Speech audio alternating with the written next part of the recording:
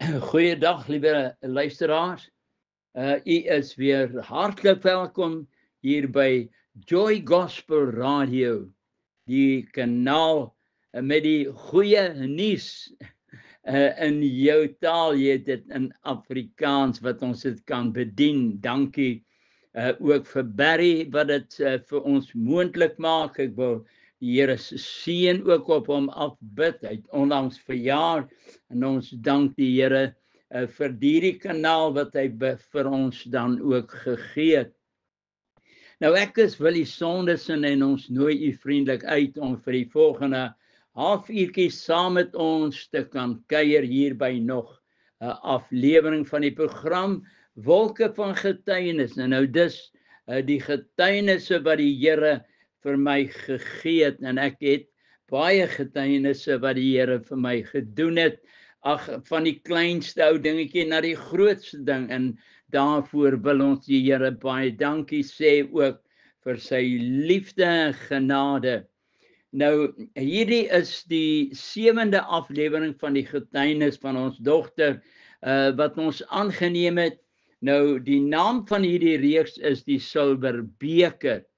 Nou, ons gesels in hierdie reeks oor die Silverbeker wat in Benjamin se sak gevind was die laaste keer toe die broers gaan koring koop het in Egipte. Nou, die ontdekking van die beker in Benjamin se sak het veroorsaak dat die hele geselskap weer terug moes gaan om voor Josef te kan verskyn en dan verantwoording te doen oor die beker in Benjamin se sak, wat ook die diensknegt van Josef ook dan gesê het, hoe kon julle goed kwaad vir geld deur die beker te vat? Nou, ons ken die saak is mos maar so wat die Here tog maar gedoen het, en ons is dankbaar daaroor dat die Here vir ons so 'n medium gegee het waar ons hierdie getuienisse kan bring, en ons dank die Here daarvoor. Nou, hulle moes nou voor Josef nou verskyn, want hulle moet nou verantwoording doen. Nou, verlede week het ek vir u vertel dat my kind skielik so siek geword het, dat sy in 'n suurstoftank geplaas moes word in die Eugene Marais Hospitaal in Pretoria. Nou, aangesien ek in beheer was van die rekenaarsafdeling op Vaal kragstasie, kon ek nie altyd by die hospitaal in Pretoria gewees het nie. Nou, Annetjie, my dierbare liefling, het my voortdurend op hoogte gehou oor haar vordering daar in die hospitaal. Nou, gedurende haar verblyf in die hospitaal het die breinspesialis alle toetse op my kind gedoen om vas te stel die oorsaak van haar skielike koma toestand. My kind het by die dag sieker geword, en ongeveer 2 weke later, toe skakel my vroukie, my Annetjie, my terwyl ek met etenstyd by die huis was, en deel my hierdie hartseer boodskap mee, dat as ek ons kind nog lewendig wil sien, moet ek dadelik deurkom Pretoria toe. Ek het onmiddellik vertrek. Vriende, dit is 'n boodskap wat jou aan die hart ruk.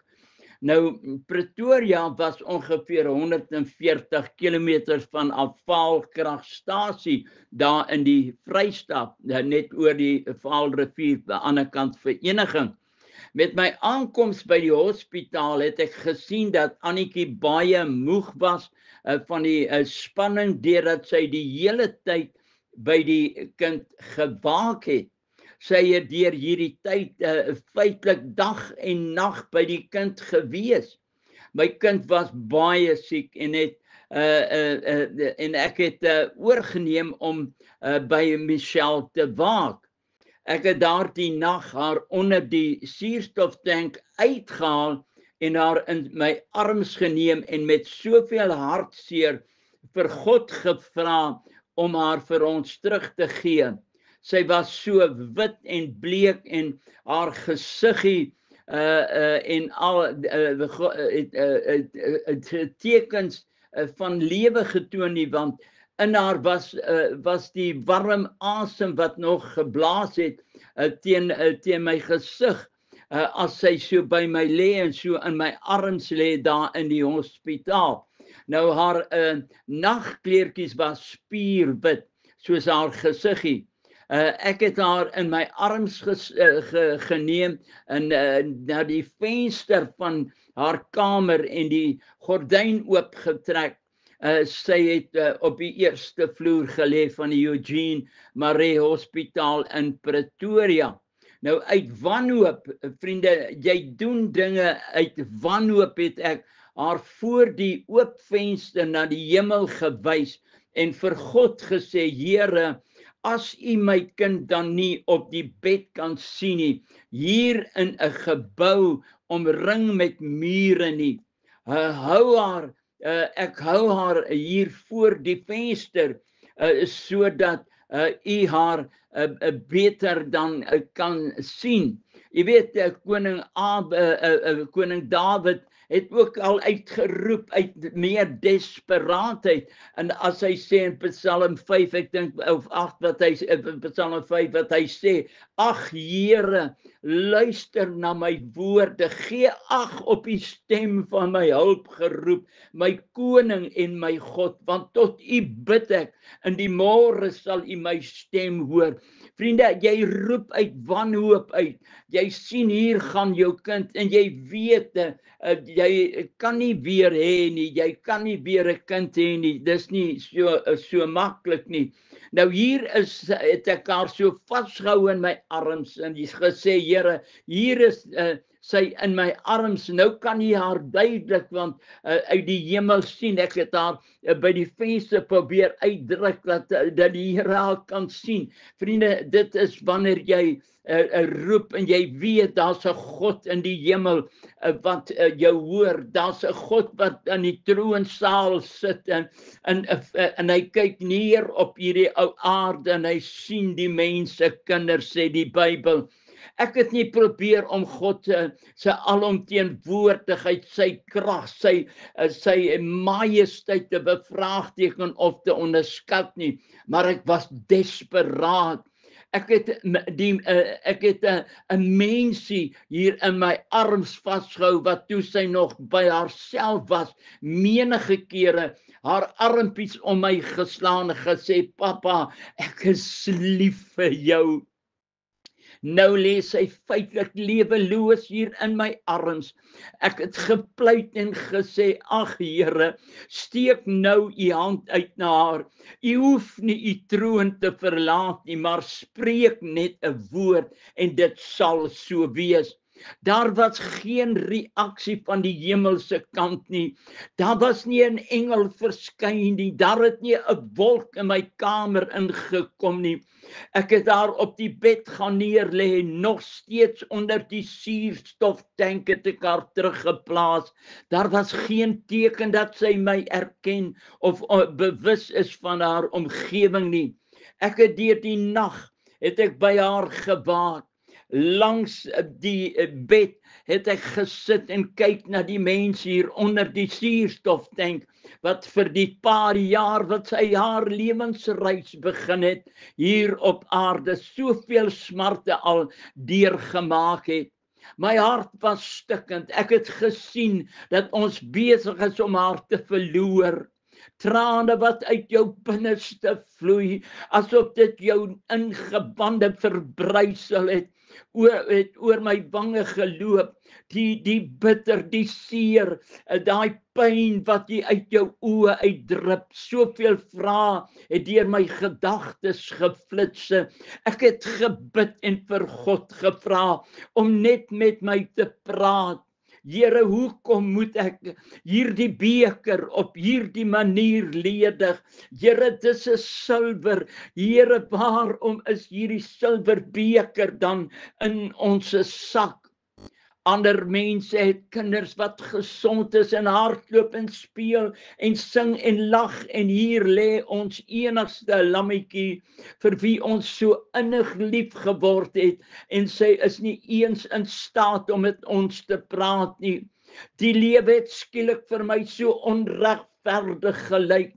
Dit was 'n belangrike tyd in die maand by my werk, en die maandeinverslae moes geprosesseer word. Ek moes teruggaan na Valkragstasie toe. In die loop van die volgende dag het net voordat ek terug vertrek na Valkragstasie, het die dokter vir my en Annetjie geroep om met ons oor die toestand van ons kind te praat.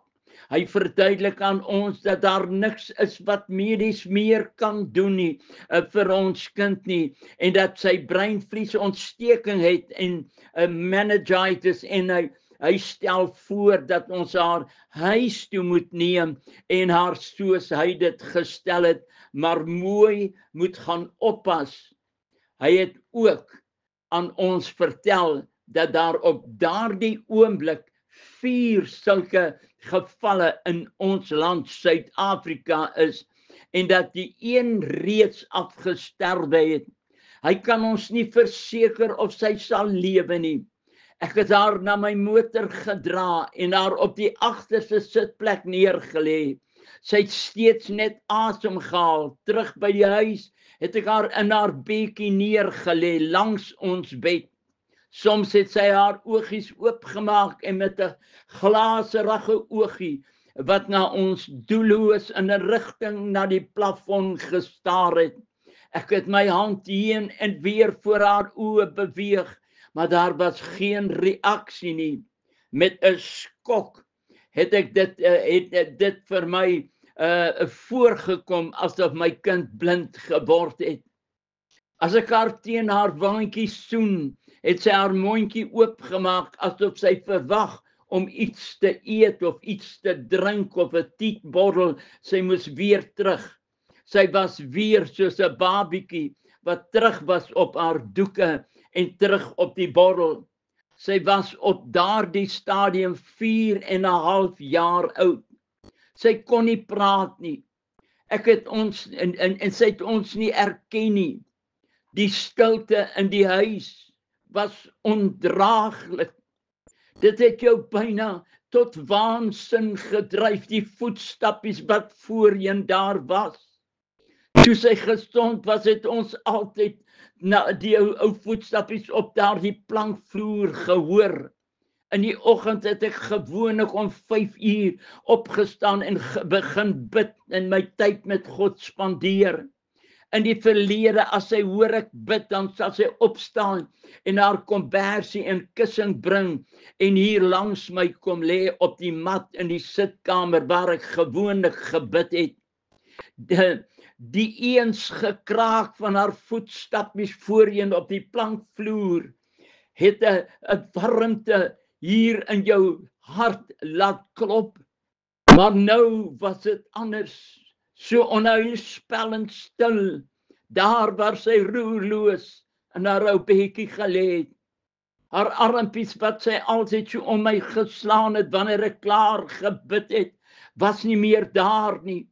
Sy het gewoonlik op my skoot op die vloer kom sit en dan het ek in sy gesels voordat ek gereed gemaak het om werk toe te gaan. Die skielike stilte in die huis was ondraaglik. In haar bedjie het sy gelê en moes ons haar weer soos 'n baba behandel. Ons moes haar weer van vooraf voer, die silverbeker wat ons saam met ons gedra het net hartseer en trane vir ons gebring. Dit het ons so aangeraak.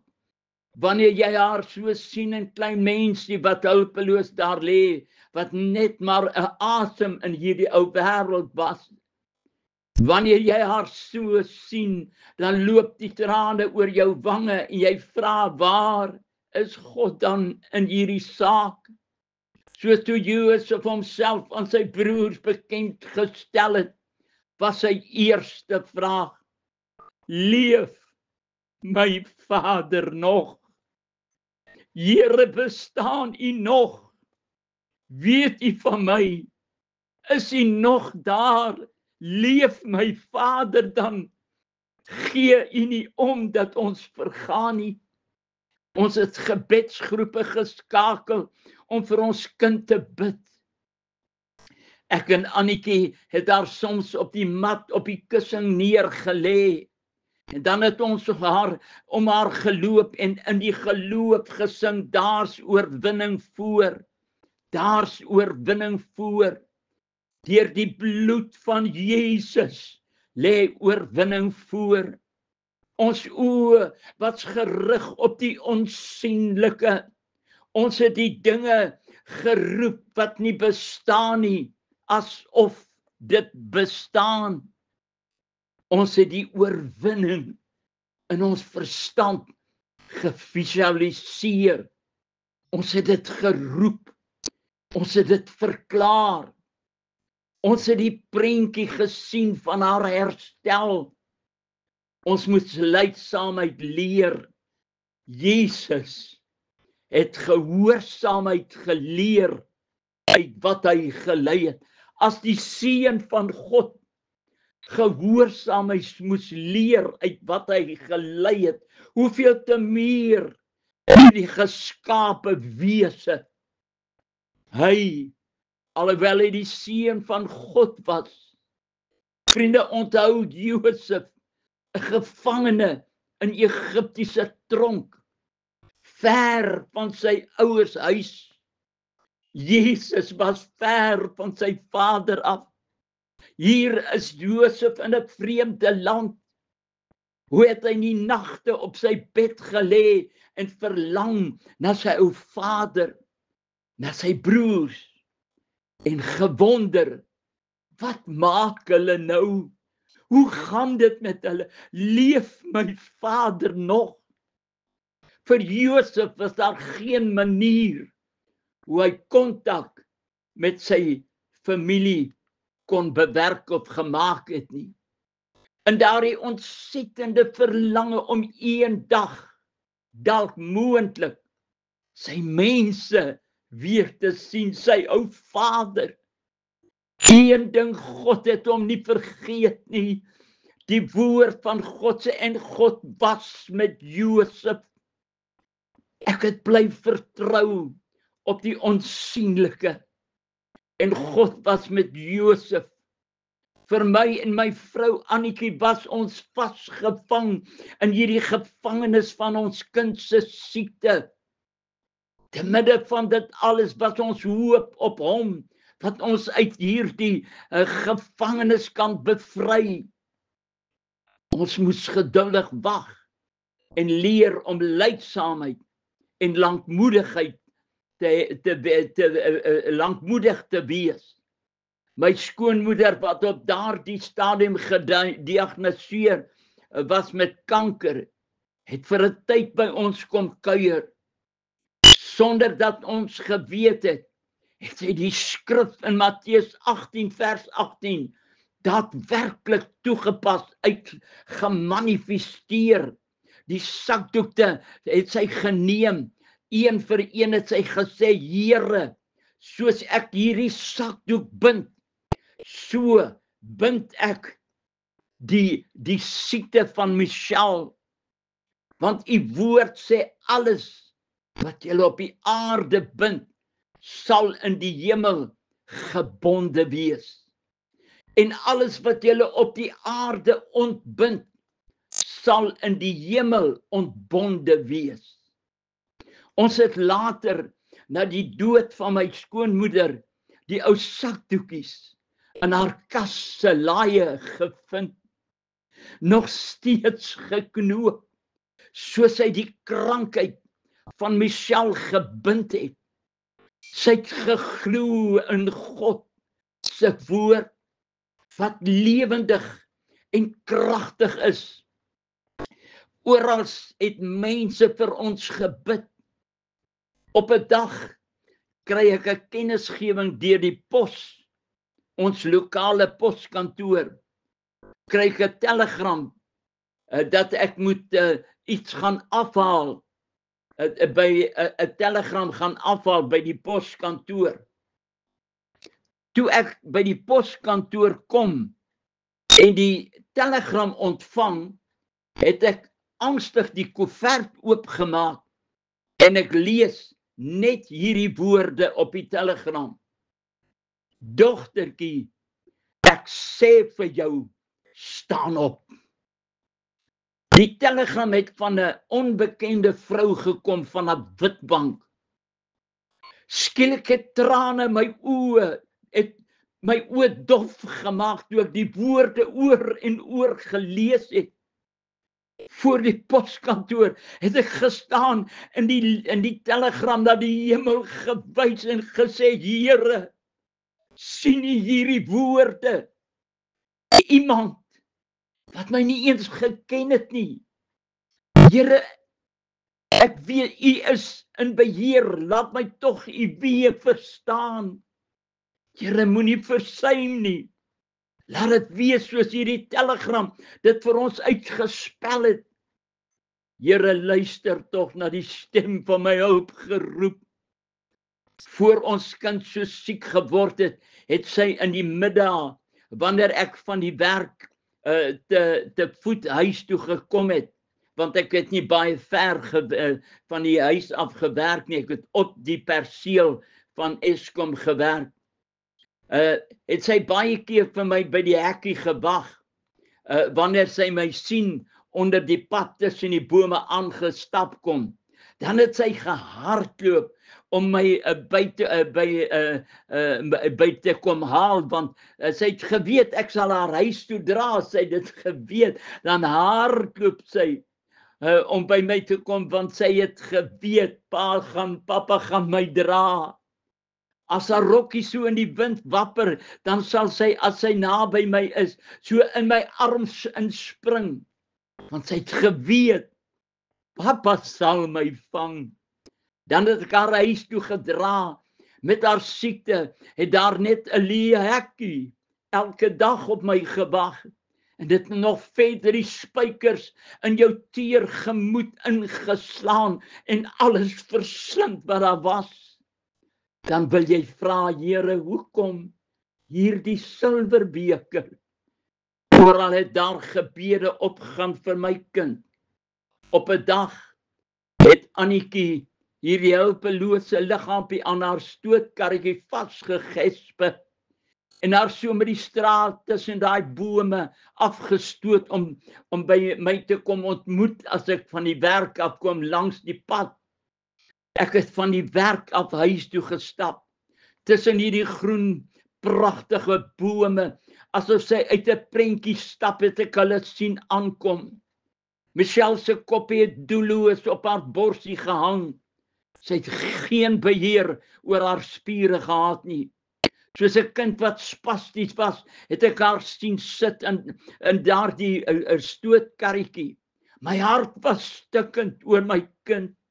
Met oë vol trane het ek voor die karretjie gaan kniel, daar op die teerpad, en vir God gesmeek, dat sy net weer vir my sal sê, papa.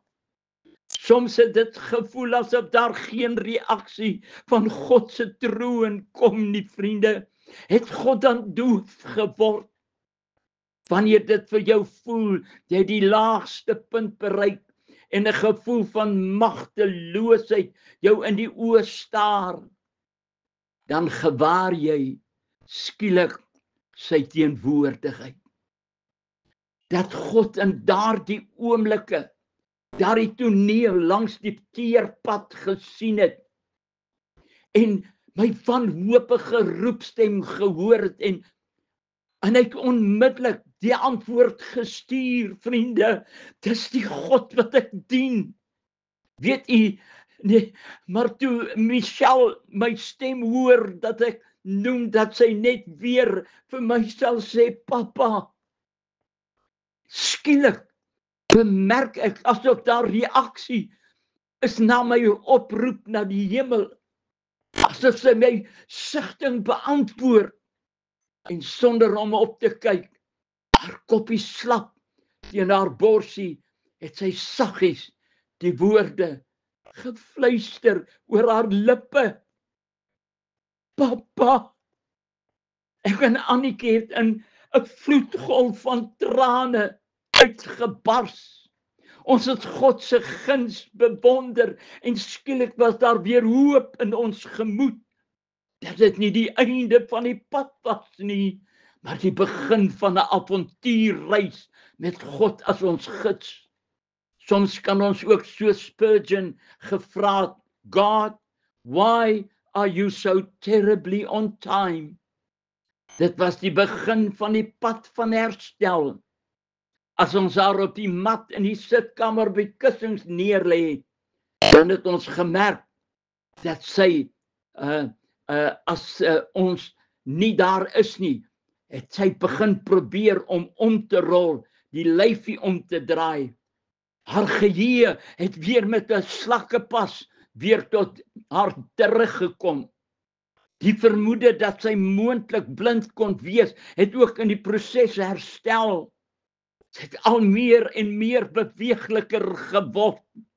Daar's 'n God in die hemel wat hoor, vriende. En op die dag, toe ons in die sitkamer kom waar sy op die mat, op die kussings gelê het, sien ons dat sy probeer het, soos 'n ou babietjie wat vir die eerste keer probeer om te kruip. Haar bolyfie het haar arms opgedruk het. Elke beweging. O, vriende, wat sy gedoen het, was soveel entoesiasme begroet en het ons God elke keer net geloof en geprys vir sy wonderwerk, wat so stelselmatig hier voor ons oë verwesenlik word. Sy het al sterker geword en meer beweegliker.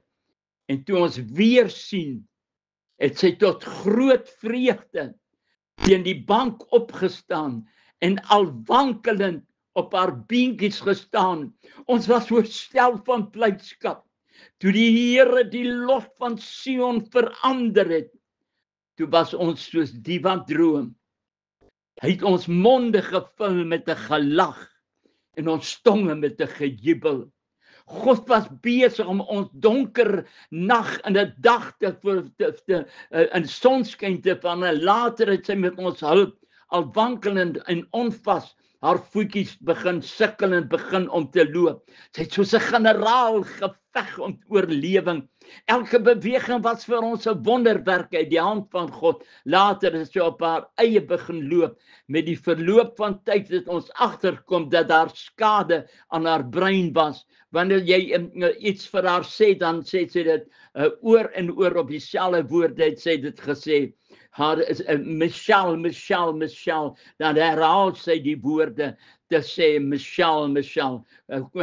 Soms het dit voorgekom as sy nie ten volle weet waar sy is nie, maar ons het besef dat as God haar gebring het tot hier, hy haar ook verder sal neem tot aan die einde in die herstel. Mag die Here hierdie boodskap aan die harte sien. Ons tyd is verstreke.